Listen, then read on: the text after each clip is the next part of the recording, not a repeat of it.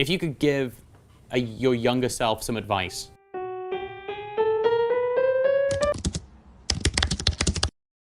The arena was already alive hours before the show. Outside, thousands of fans crowded the entrance gates, wearing black shirts, leather jackets, and faded tour merch from concerts years ago. Some had traveled across cities just for tonight.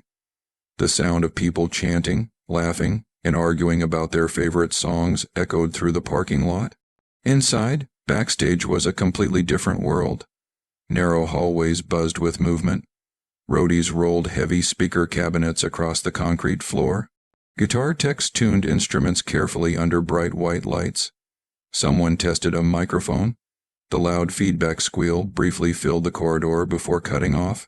Tonight's concert was sold out, and for one young opening band, this was the biggest moment of their lives. They were new, energetic, and hungry for recognition. The lead singer paced around nervously while pretending to act confident. The guitarist practiced riffs repeatedly, occasionally glancing toward the main stage entrance. The drummer kept tapping his sticks on every surface he passed. They believed this night would change everything. After this show, the bassist said proudly, "Labels are gonna start calling us." The others laughed, feeding each other's excitement. At that same moment, a quiet figure stepped through the backstage entrance. No security escort, no loud announcement, just a man in a long black coat, dark round glasses, and slow, careful steps. He looked older than most of the crew and far calmer than anyone else in the building. He nodded politely to a passing technician and moved along the hallway without drawing attention. The opening band noticed him immediately. The guitarist frowned. "Who's that?" The singer shrugged. "Probably someone's relative. Happens all the time." As the man walked closer, one of them muttered just loud enough to be heard, "Man, somebody's grandpa got lost backstage." The group chuckled. The man paused for a brief second, then continued walking as if he hadn't heard. But he had. He approached the dressing room corridor where the band was standing. Before he could pass, the lead singer stepped directly into his path and raised his hand. "Hey," he said firmly, "fans aren't allowed back here." The hallway suddenly felt quieter. The man looked at him calmly. "I know," he replied softly. The singer crossed his arms. "Then you should probably head back to the audience area." The man adjusted his glasses slightly and gave a small, almost amused nod. Then he said something simple that none of them took seriously. "I'm not here to watch." The band members exchanged confused looks, and the singer asked, "Then what exactly are you doing here?" The hallway lights hummed quietly above them. For a moment, nobody moved. The young singer tilted his head, studying the older man in front of him. The black coat, the tinted glasses, the slow, relaxed posture. To him, the stranger didn't look important. He looked like someone who had wandered into the wrong place. "So you're not here to watch?" the singer said, half smiling. "Then what are you, a janitor or something?" A couple of the band members laughed. The man didn't react. "I'm performing tonight," he answered calmly. That only made them laugh harder. The guitarist leaned against the wall. "Performing with who?" "I go on after you," the man replied. The bassist clapped sarcastically. "Oh, a comedian. Nice. We needed entertainment before the real show." One of the road crew, pushing a case down the corridor, slowed for a second, glancing at the scene, then quickly continued walking. He looked uncomfortable but said nothing. The singer crossed his arms again. "Look, man, this show is a big deal. Only artists and crew back here. You should head back before security throws you out." To me, at my age, there ain't that much new music. This is it, man. The crowd's going wild. Let's give them a show. Yeah, let's do this. Yeah. The man remained patient. "I won't be long." The drummer smirked and picked up a paper cup sitting on a table nearby. He handed it toward the stranger, then pulled it back jokingly. "You lost, sir. Need help finding your seat." Another round of laughter echoed through the hallway. The man gave a small sigh but stayed polite. "I'm exactly where I need to be." That answer irritated the singer. The crowd noise from outside rumbled faintly through the walls, reminding them how important tonight was. Nerves mixed with ego. and the singer didn't want to look weak in front of his band. So he stepped closer. "Listen," he said more sharply. "We worked years to get on this stage. We're not letting random people wander around backstage pretending to be performers." The man looked at him with calm eyes. "I understand," he said softly, "but respect should not depend on who someone is." The guitarist rolled his eyes. "Here comes the life lecture." The drummer chuckled and grabbed the drink the stranger had been holding earlier from a small table beside him. "Here, you probably shouldn't have this backstage anyway." Before anyone could react, he tossed the drink into a trash bin nearby. The liquid splashed against the plastic liner. The hallway fell briefly silent. Even one of the lighting technicians nearby froze, staring at them. The man looked at the trash can, then back at the band. His expression didn't change. No anger, no shouting. Just quiet disappointment. "Was that necessary?" he asked. The singer shrugged. "Consider it a hint." For the first time, the man paused a little longer than before. He adjusted his glasses and straightened his coat. Footsteps suddenly approached from down the hallway, fast and urgent. A veteran road manager appeared around the corner, then abruptly stopped when he saw who was standing there. His face lost color instantly. He hurried toward them, eyes wide. "You boys," he said nervously, lowering his voice, "you might want to stop talking right now." The band members looked at each other, confused. "Why?" the guitarist asked. The manager swallowed. Because the man they were laughing at was not a stranger at all. The hallway felt different now. Something in the air had shifted, though the band didn't yet realize it. The quiet confidence of the man in black made the youngest members of the group uneasy, but ego and excitement still kept them laughing nervously. They thought they had the upper hand, that tonight was entirely theirs. The veteran road manager, who had been pacing nearby, finally stepped forward, his voice low but urgent. "You guys really should stop," he warned, his eyes darting between the stranger and the band. "I don't think you understand who you're dealing with." The singer scoffed, brushing off the warning. "Relax, man," he said with a smirk. "We're just having fun. Nobody's getting hurt." The drummer leaned against the wall, twirling a drumstick between his fingers. "Yeah, we're just joking. Don't be so serious," he added. "Lighten up, Grandpa." A cold smile crossed the man's face. It was almost imperceptible, but it made the youngest guitarist shift uncomfortably. The older man didn't raise his voice, didn't yell, and yet every word he had spoken so far carried a weight they hadn't expected. He finally spoke, his voice calm but firm, the kind that demanded attention even when it was quiet. "You don't have to like me, but you should learn respect." The band members exchanged confused looks.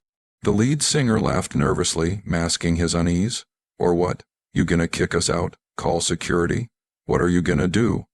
The man didn't answer immediately. He paused, looking at each of them in turn, and that silence was heavier than any threat could be. They could feel it pressing against their chests. Then he finally spoke, 4 words softly, deliberately. "Careers end faster than they start."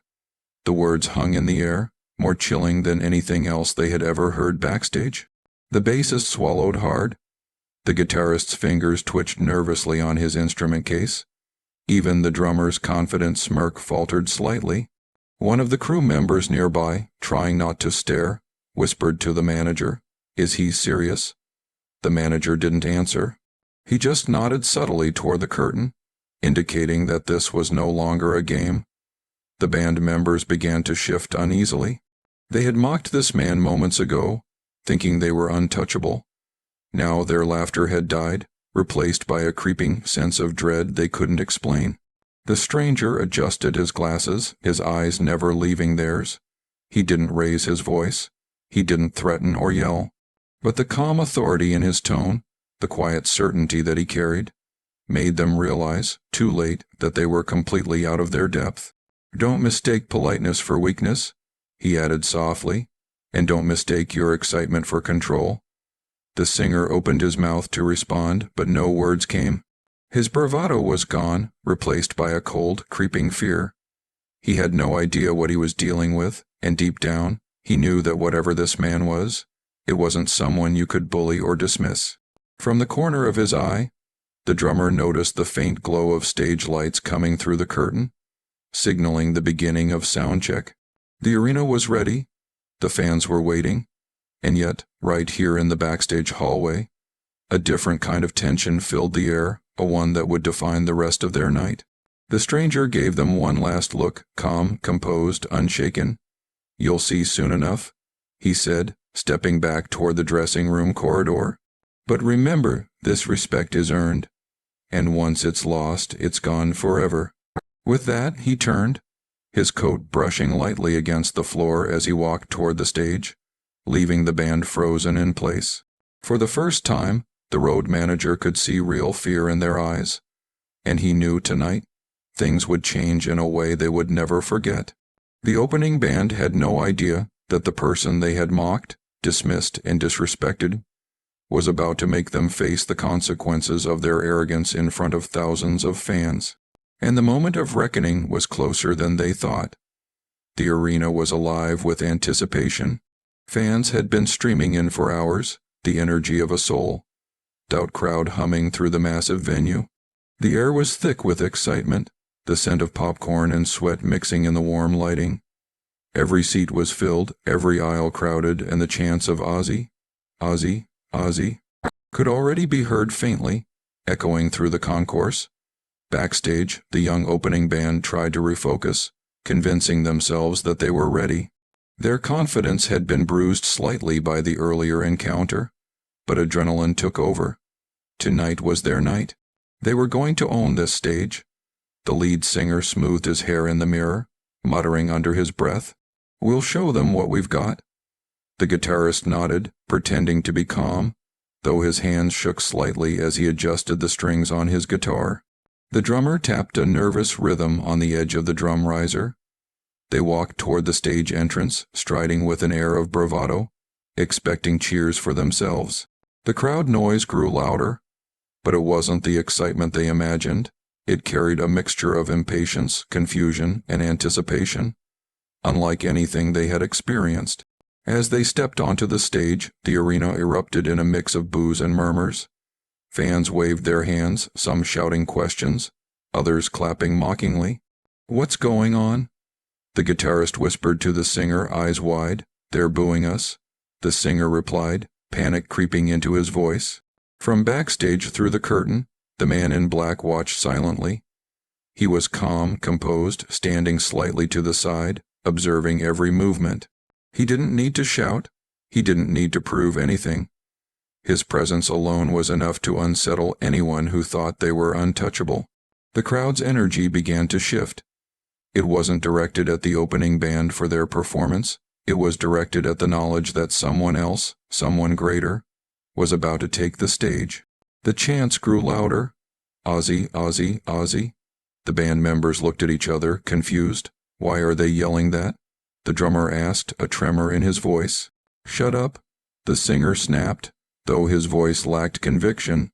He tried to strum his guitar, attempting a familiar riff, but it sounded weak, hollow even, under the thunder of chants from the audience. Backstage, the lights began to dim. The spotlight shifted toward the side curtains. A deep rumble echoed through the arena, resonating in the floor beneath the band's feet. The crowd's energy became almost tangible, a living, vibrating force that made the hairs on their arms stand on end. The band froze, the rumble grew louder. It wasn't just sound, it was presence. "Something's happening," the bassist whispered, voice barely audible over the growing roar. Then the arena lights cut completely. Darkness swallowed the stage. Gasps and murmurs rose from the crowd. Confusion, anticipation. The young band glanced at each other nervously, realizing for the first time that tonight was no longer just about them. A single spotlight flashed at the center stage. A faint echo of a guitar riff, familiar, electrifying, commanding, filled the arena. The opening band members stiffened. Every eye backstage, every nervous hand gripping instruments, every pounding heart, was fixated on the source of the sound. And then, from the shadows, the man in black stepped forward, slowly, confidently. The realization hit the band like a lightning bolt. The calm, collected, unassuming figure they had mocked was the headliner, the legend, the reason the arena was filled tonight. The lead singer's mouth fell open. The guitarist froze mid-strum. The drummer's sticks dropped from his hands. It wasn't just recognition. It was shock, disbelief, and the dawning horror of what they had done. They had disrespected him, mocked him, and yet here he was, unshaken, stepping onto the stage with the quiet authority of someone who had conquered the world in ways they couldn't even imagine. The crowd erupted. Screams, chants, and cheers filled every corner of the arena. The opening band, standing awkwardly off to the side, realized in an instant that the spotlight was no longer theirs. Tonight, the rules had changed, and from the wings the man in black gave them a look, calm, piercing, unforgettable. A look that promised one thing. What had begun as arrogance and mockery was about to meet the consequences. And the first 4 words that would end their night, and perhaps their career, were coming. The arena was shaking. Thousands of fans were screaming, chanting, waving their hands, phones raised high, capturing every second. The opening band could barely hear themselves think. The sound of their own instruments seemed faint, drowned out by the tidal wave of excitement rolling through the crowd. Backstage, the young musicians stood frozen, their eyes glued to the curtain. The man in black, the one they had mocked, insulted, and dismissed, now stood in full view. Every step he took toward the stage radiated confidence, authority, and a presence that could not be ignored.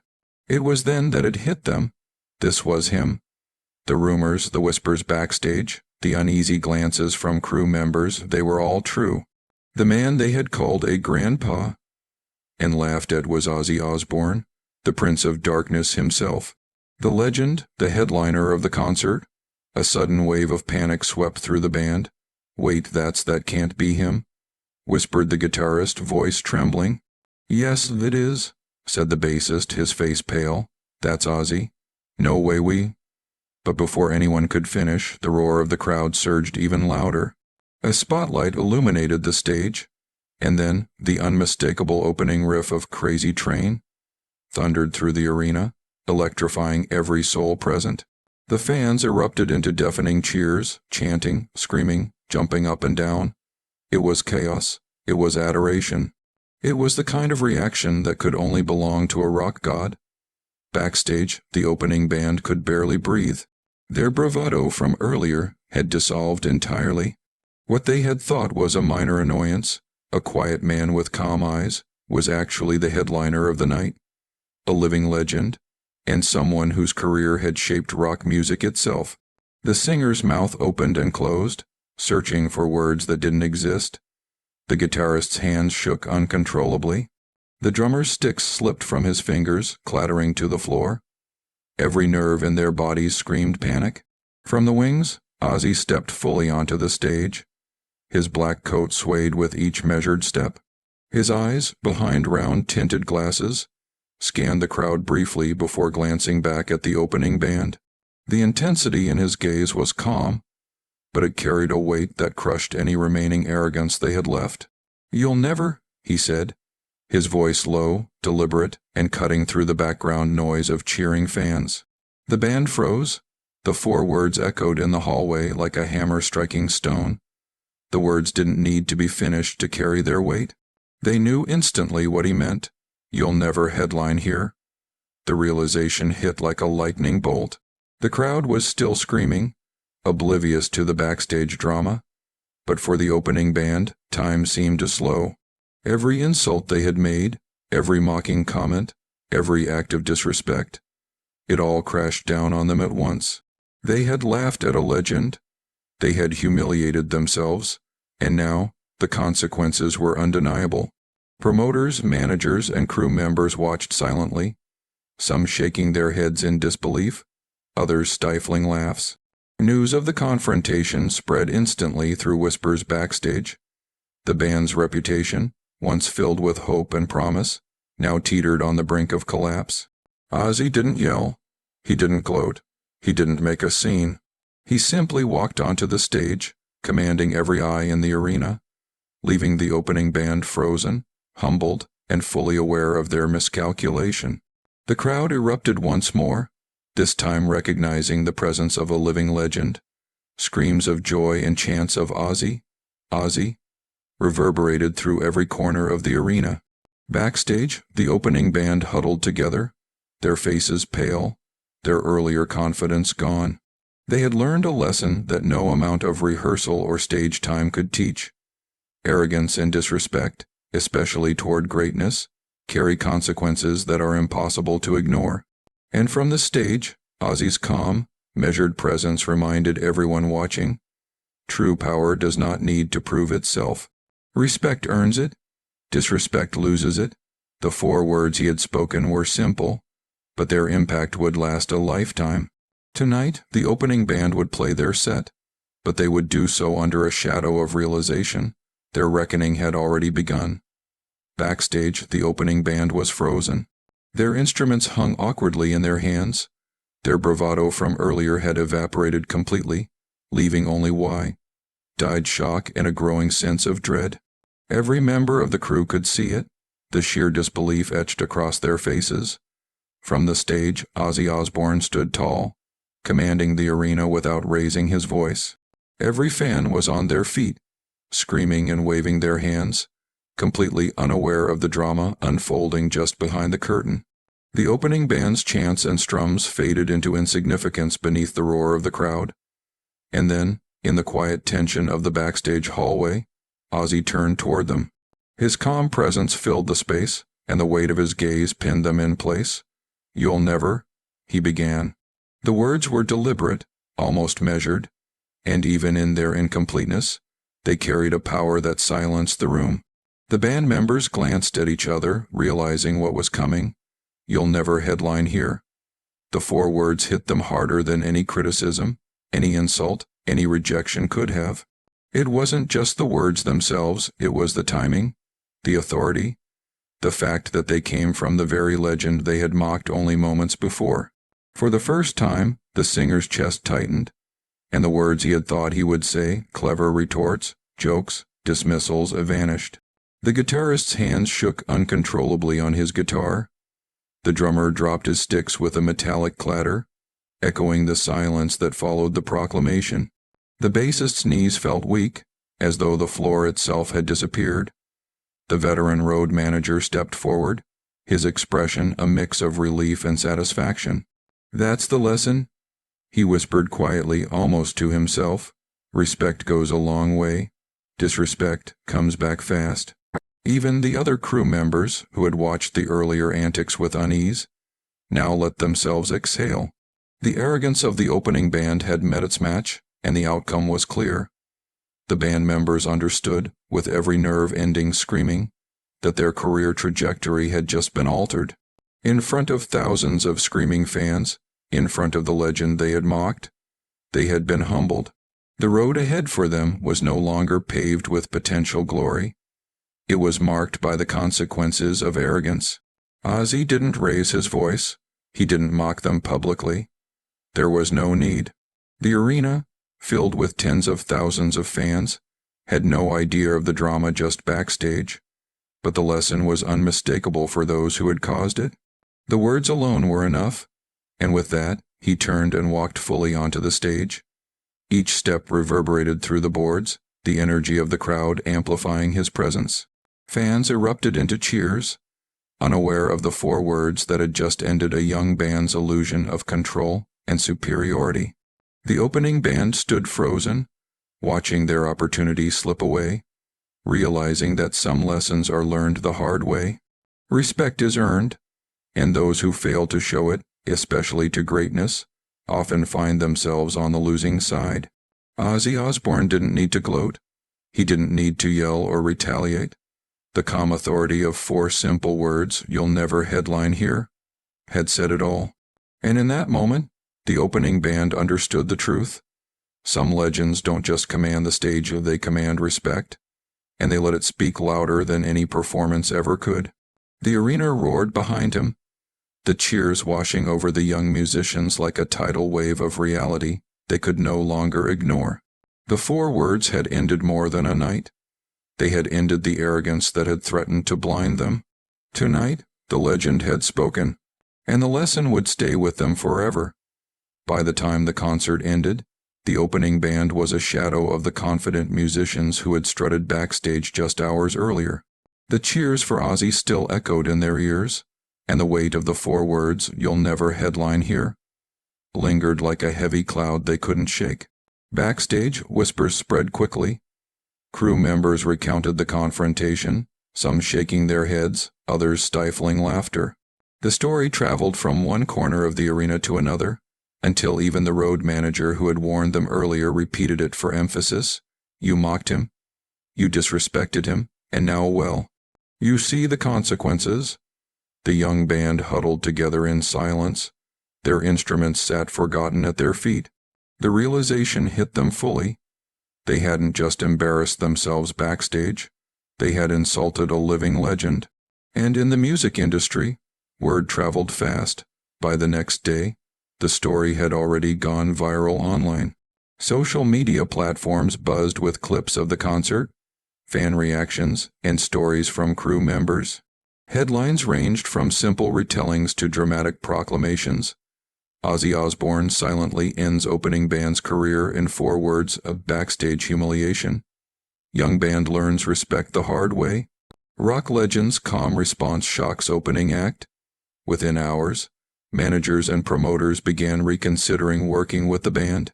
Labels who had previously shown interest withdrew inquiries. What had been a promising opportunity to launch a career was now overshadowed by a moment of arrogance and disrespect. The band learned firsthand that reputation is fragile, and that humility is not optional in a world built on connections and respect.